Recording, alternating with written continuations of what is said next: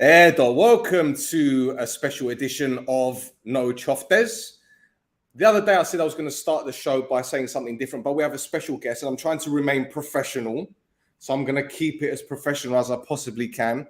I know everyone's going to start going crazy with the comments, but we're not going to talk about today's news just yet. If you guys hold fire for maybe a couple more hours, we've got the Netcast Zone boys doing a pod with Roy. So you guys can get all of that off your chest when that happens. But right now we have a special guest. We have a very important European qualifying game. Well, important to us supporters, maybe not the club, but it's a very important European game. And I have Stefan Smet, an expert Gent fan. Stefan, welcome to the podcast, my friend. Thank you for joining us. It's been an absolute pleasure so far to speak to you, even though we spoke beforehand. Thank you for jumping on. How are you this evening? Thanks for having me. Well, first of all, I'm fine, thank you. I'm thrilled to be on your show, and like you said, there's a big game coming up for Gent as well. So, yeah, let's talk about football. Great stuff. Well, look, before we discuss your club, which I assume you support, well, not no. really. No, okay. I'm a professional sports journalist, so I had to keep that's neutrality. Brilliant. There you go. So I was going to ask you, what is it that you do? I know that you're a journalist, but would you like to tell our listeners what you do and your association with Gent? Well, I follow Gent already 12 seasons as a club watcher for Het Nieuwsblad. That's a Belgian newspaper. And yeah, as I said, 12 years as a professional journalist. But I'm born and raised in Gent, so I followed the club already for, let's say, 35 years now. So I know the club quite a lot. Lovely. So tell us about their season last season and what's happened now, because I know they've qualified for Europe based on winning the cup. They won it on penalties against Anderlecht in the final. We qualified by winning the cup. We finished 7th last season. It was a terrible year. We won the cup just about on penalties, and we got very, very lucky. But hey, you make your own luck. So tell me about Gent's season last season, how they're getting on so far now. Well, last season, they were really struggling. Long time, just let's say until the winter months, they were really having difficulties to scoring goals. But then they had quite a good time, a very good period with a lot of victories. And they only failed to get into playoff 1 by just 1 point. But they won the cup final against Anderlecht, and that way they qualified for Europe. And now this season they were a little hesitating in the first 2 games, but now 2 consecutive wins. So they seem to be on edge now. They are playing quite well, and I think they're ready for the European games now. And they're really, really ambitious. We'll talk later, I guess, about their transfer window. But they seem very ambitious, and in that ambition, there's also a qualification for the group phase of Europa League, of course. Yeah, absolutely. And, you mentioned the word ambition and transfer market. We've had a very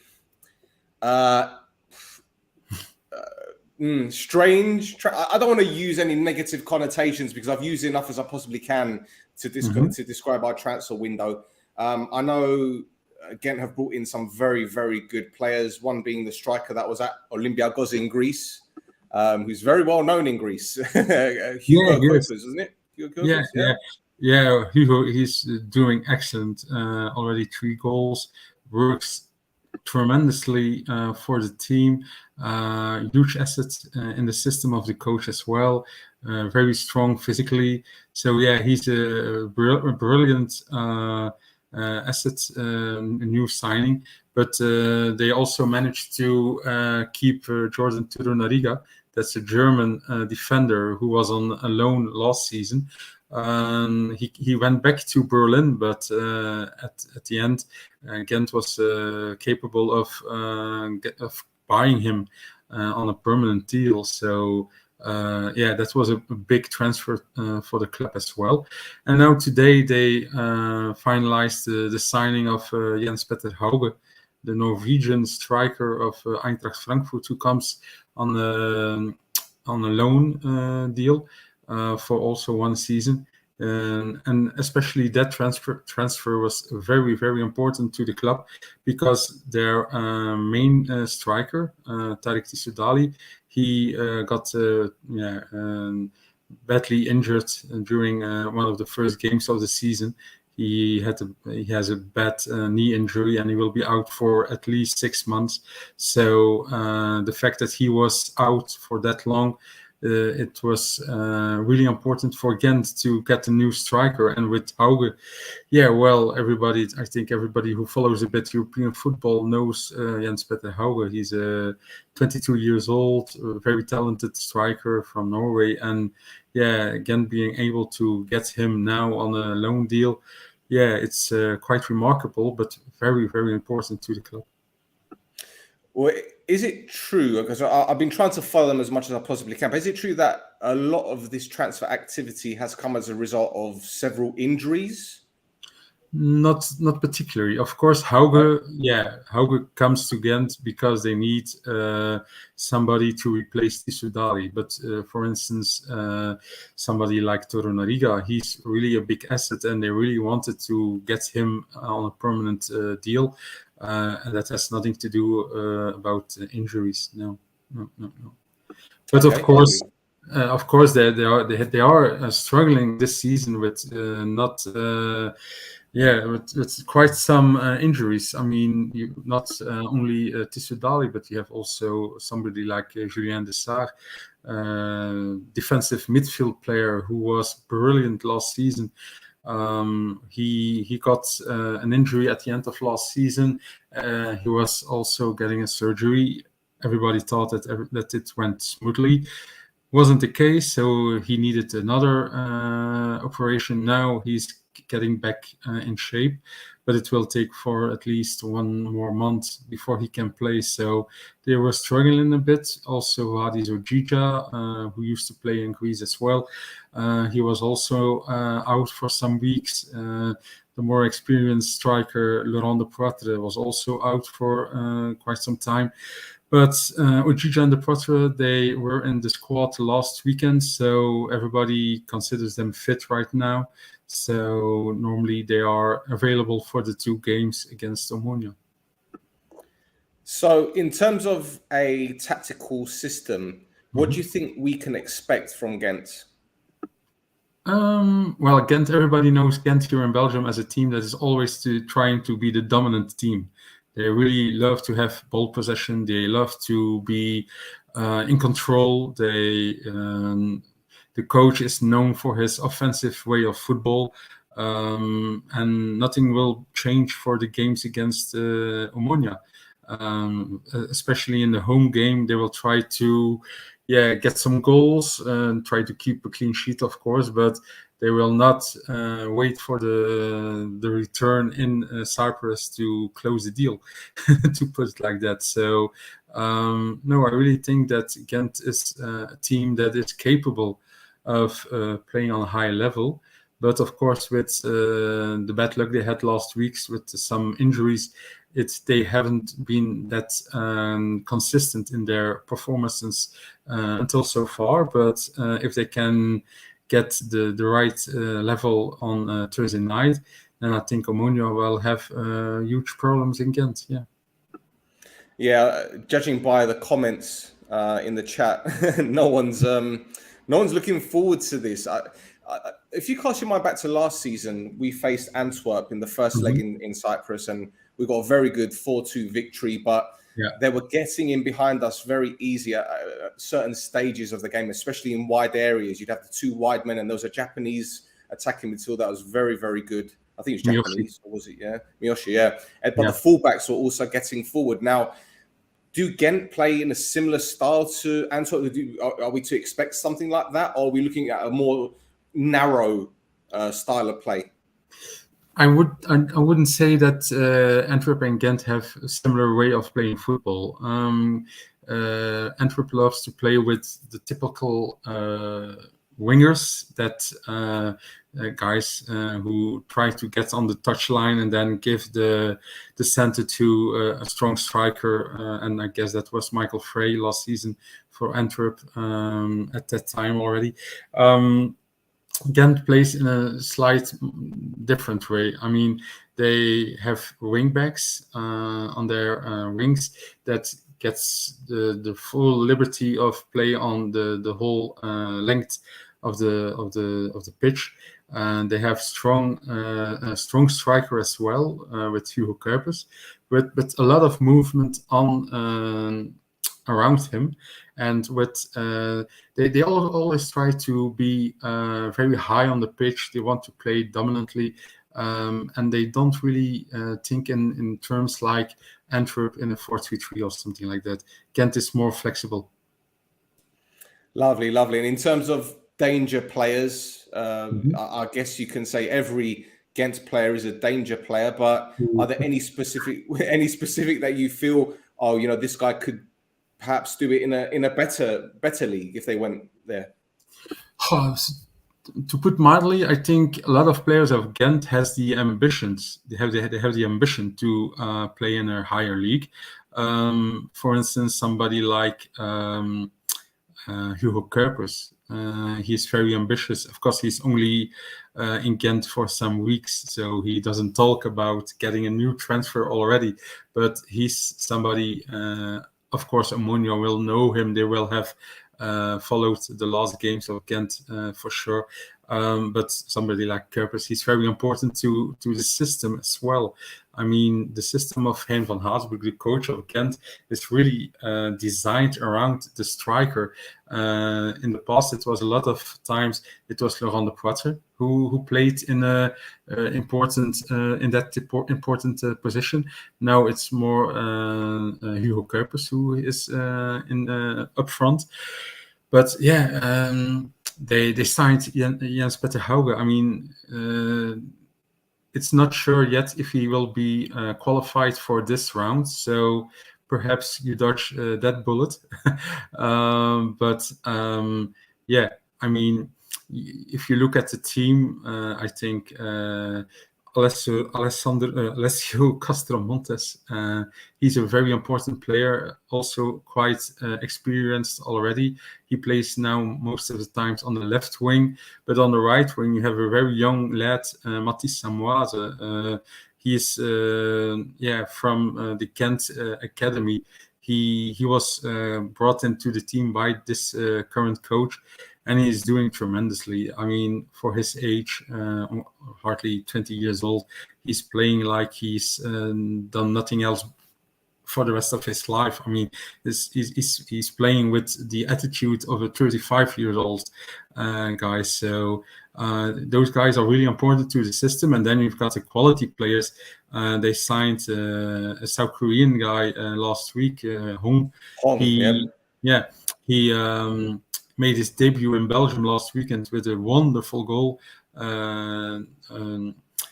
Perhaps the goal of the season already here in Belgium. So, okay. Yeah, for sure.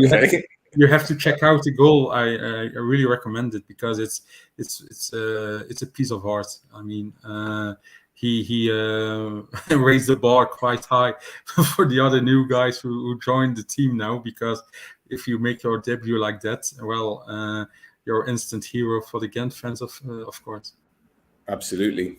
So are there any weaknesses, Stefan? Please, can you give us some hope?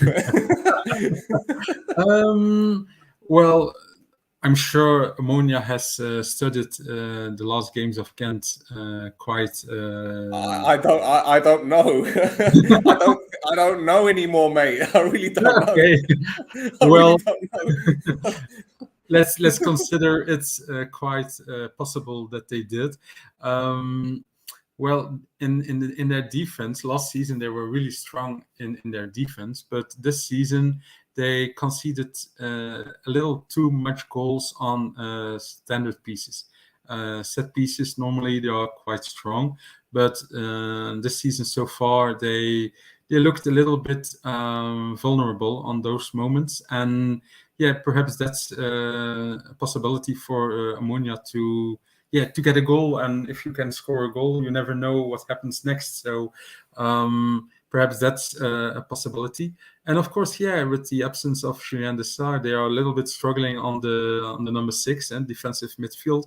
They are looking for a bit of more stability, but they have more experienced guys like Sven Kums, who used to play in Italy as well. So they should have enough quality and experience to qualify for the group phase of Europa League. But hey, you never know what happens in sunny Cyprus next week. Yeah. Okay.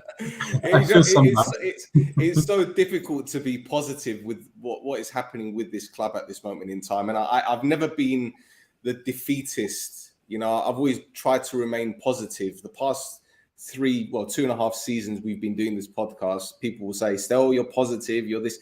But this is the first time I just feel completely deflated. There's just so much going on around the club, and I feel sorry for the players because a lot of them, in fact most of them, are trying to get on with their jobs, trying to be the professional footballers that they're paid to be, but there's too many.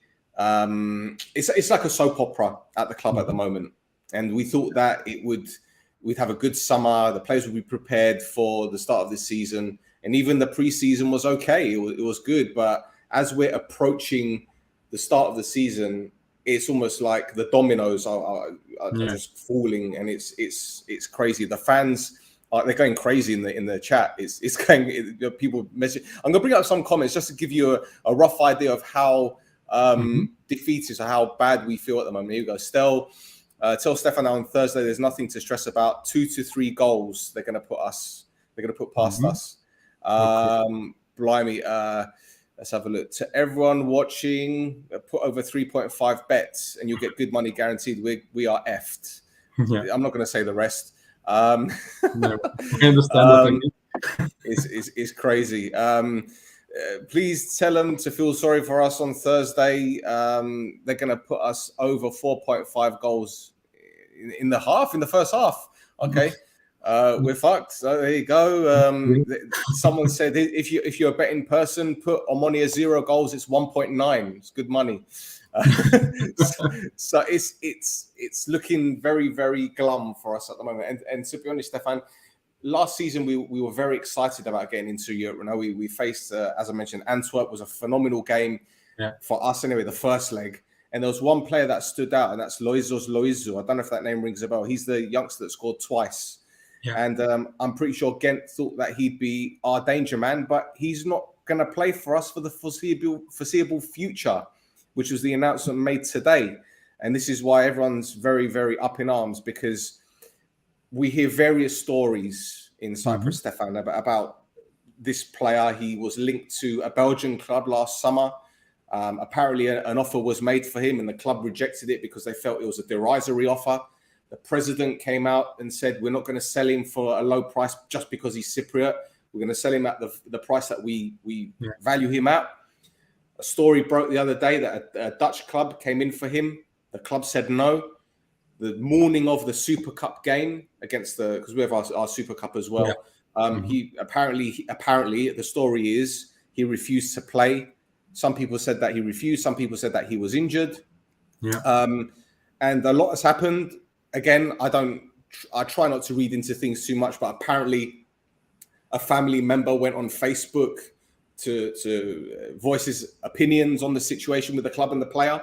Now the player's been banished to the under-19s. The club came out with a statement today saying he's not going to play for us for the foreseeable future. We received an offer from a club in abroad.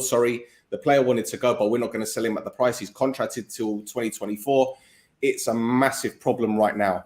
And, for a player that's very highly regarded, highly valued, it's almost as if this relationship is untenable.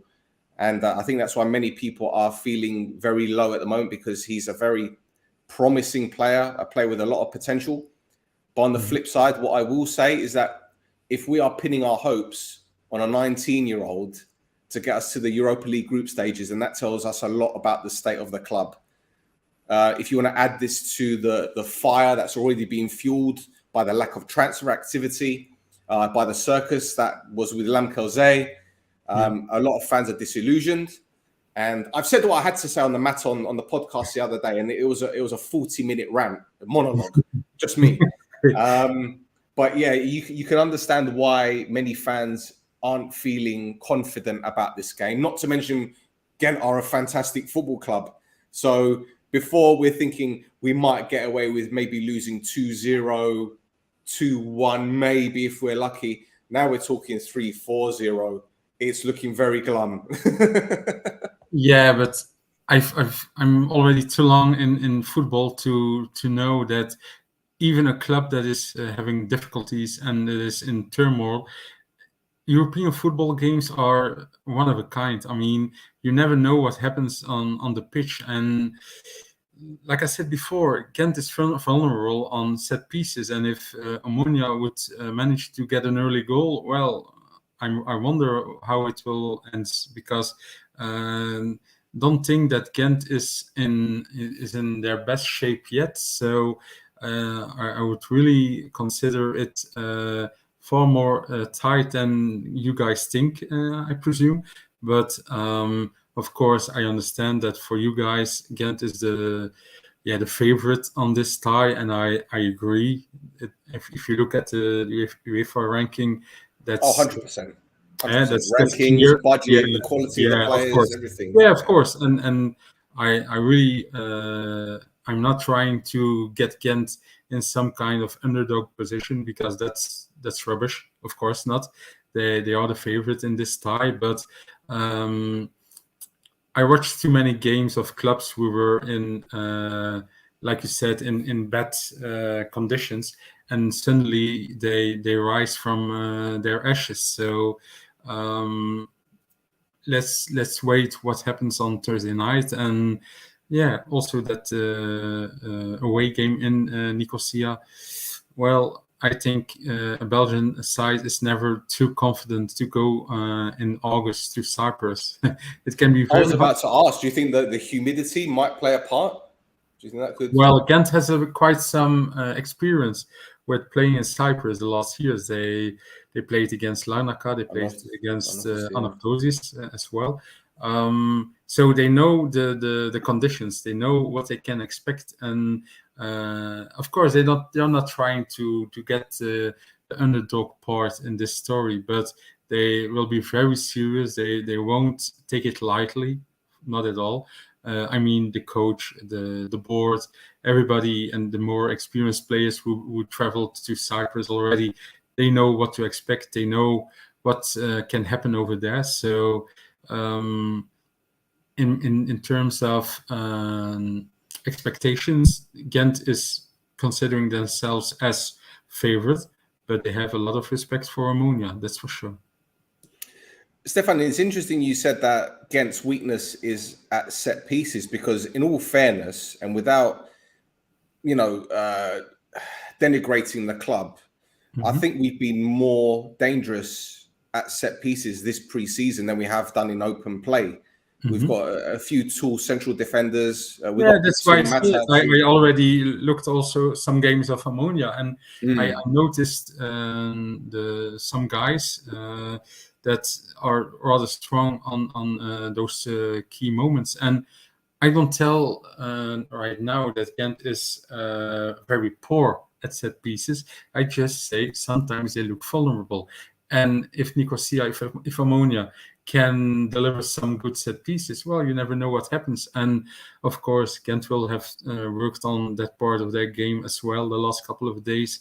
They have plenty of quality in their squad to prevent those troubles, but you never know. I mean, they conceded some goals already this season that normally they shouldn't, or they wouldn't. So I consider it as a possibility. Just one more question on the tactical side of things, Stefan. How are Ghent against clubs that play with perhaps a low block, maybe 5 in midfield or 3 across the back?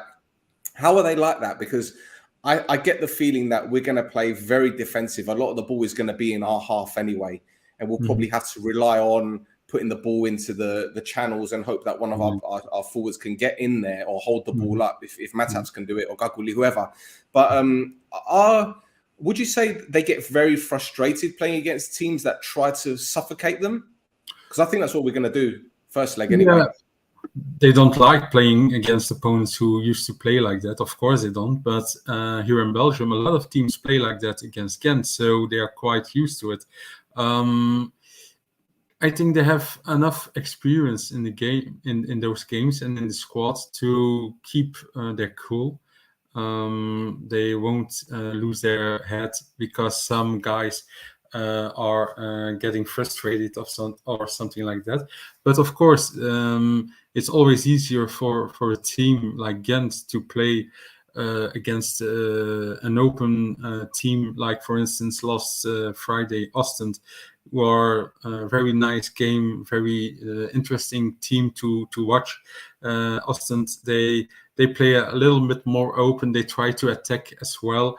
I don't say they are the most offensive squad of Belgium, but they don't try to construct a wall to avoid conceding goals. But I don't think that Gent will get easily frustrated because of a defensive way of play by Omonoia. Brilliant. Well, I've got a couple more quick questions. The first one is, as a journalist, how difficult is it to do your research or get information about clubs from the lesser leagues like Cyprus or, I don't know, Malta, or all these other countries that perhaps don't get the global or even European coverage that you'd like them, so you can find out more about them? Well, of course, it's more easy if you have to do some research on Italian or English or German squads. That's for sure. But luckily, we have got something like the internet nowadays, and you find quite some information on the net about the football in Cyprus. And of course, we always try to get in touch with local journalists. We try to make some network together then to get some updates, to get some background stories, and that way we get the information we would like to have. Yeah. Lovely. Well, if you need an Omonoia point of view, you got this podcast. We've got 1,500 subscribers. We've got loads of people in the chat asking for questions. Some people are taking the piss a little bit. They're saying if Gent are looking for a goal-scoring machine killer, you can consider the name Matavs, who plays for Omonoia. I don't want to speak about Tim Matavs because I've already said what I had to say about this player, and it wouldn't be fair for me to say any more about what I think about him. I don't think he's good enough for Gent. So yeah, we've got a question here from another podcast, Logari Mesa, that follow these guys on YouTube, boys and girls. They're Upwell fans, but don't hold it against them. They're good boys, and they do a fantastic podcast. Can you ask his opinion on Gvilidaya, the Georgian striker, who I believe was at Gent, wasn't he? He used to play here in Gent. He was quite unlucky because he got seriously injured at his time here in Gent. Very tough injury. I think George is such a typical striker who lives from scoring goals and who you have to deliver the passes, and he will try to manage to score the goals. He's not that big target man that some guys here in Belgium believed he was. But for sure, he has his qualities. And yeah, actually, I really thought that he would be a good striker for a team in Cyprus. Yeah. Well, he has been good, but he's been very, very unlucky with injuries. Unlucky with injuries. Yeah, I think that's a little bit the story of his whole career, because before he was in Belgium, he played in Austria and also in Vienna. He was struggling with injuries. So sometimes some players have that kind of bad luck during their whole career. Yeah. Well, I'll tell you what, he scored a very good goal against us last season. I remember we had a corner kick and he was at the near post. The corner's come in. He's headed it away. The ball's gone to the halfway line. He's kept on running. They've won the ball back and he run 80, 90 meters and scored on the counter attack. Yeah, but that's why I say it's a guy with for sure he has the potential, he has his striker qualities, but for Belgium perhaps he was a little bit too slow, and he had just had the bad luck I was talking about just right away, and he had a big competition inside the team as well. At that time, you had guys like Jonathan David, who now plays in Lille. You got Roman Yaremchuk, who is now playing for Benfica Lissabon. It was quite difficult for him to get a chance in Ghent if you looked at the rivalry he had with the other players. Excellent. And another quick question from our guests. In fact, we've had two from the viewers. Can you ask about Bezos, a player who we signed a couple of weeks ago, who was against? Yeah, Roman, a great guy. For me, he's a typical. It's really a professional football player. Never complains, always doing his job. But he's unpredictable in every sense of the word. I mean, on this pitch, but also next to the pitch, he's a special guy. I mean, it's not easy. I think for a coach, it's not that easy to get him to fit him in your team, because he's not the typical number 10. He's not the typical number 8. Roman Bezos is Roman Bezos always used to say. You just have to just find a way to get him in your team, and then he will deliver. I mean, the fact that Gent was in the end did try to convince him to sign a new contract 2 weeks ago, it shows that he has potential, he has quality, no doubt about that. But of course, in Ghent, the competition, like I said before, it's really big. Roman, he wants to play every game. That's not possible with the presence of other players here in the team. So I really think he made a good decision to travel to Cyprus and to get a new start in his career. Excellent. Well, Stefan, thank you ever so much for taking the time to join us, my friend. We were talking about this a couple of weeks ago, and you had the lovely holiday. I know you did, which I don't blame you. But again, thank you. I enjoyed it. There you go. Well, hopefully we can have you on the show again sometime. Maybe we might sign a Belgian player. Or if you want to ask us any questions about Omonoia players, perhaps our youngster might end up in Belgium. You never know. You're more than welcome to come back on the podcast, my friend. But before I let you go, are there any websites or any I don't know, social media you want to promote, or so people can follow you or anything like that?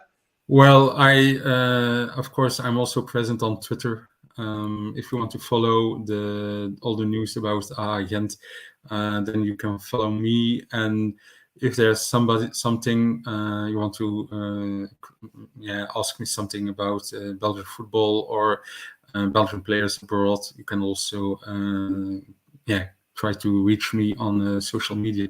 No problem for that. Excellent, lovely. I'm going to put all that information in the description, boys and girls. So that's it for another episode, boys and girls. Listen, in 1 hour's time, 1 hour and 9 minutes time, it's going to be Roy, Chris, and the Netcast Zone boys. And I tell you what, I can't make this show for various reasons, but I'm going to kick back, put my feet up, light a cigar, and watch it go off, because I've read some of the messages in the WhatsApp group. I've seen the messages on Messenger. Ooh, you need to start praying. I'll tell you this for now. So until next time, let's go.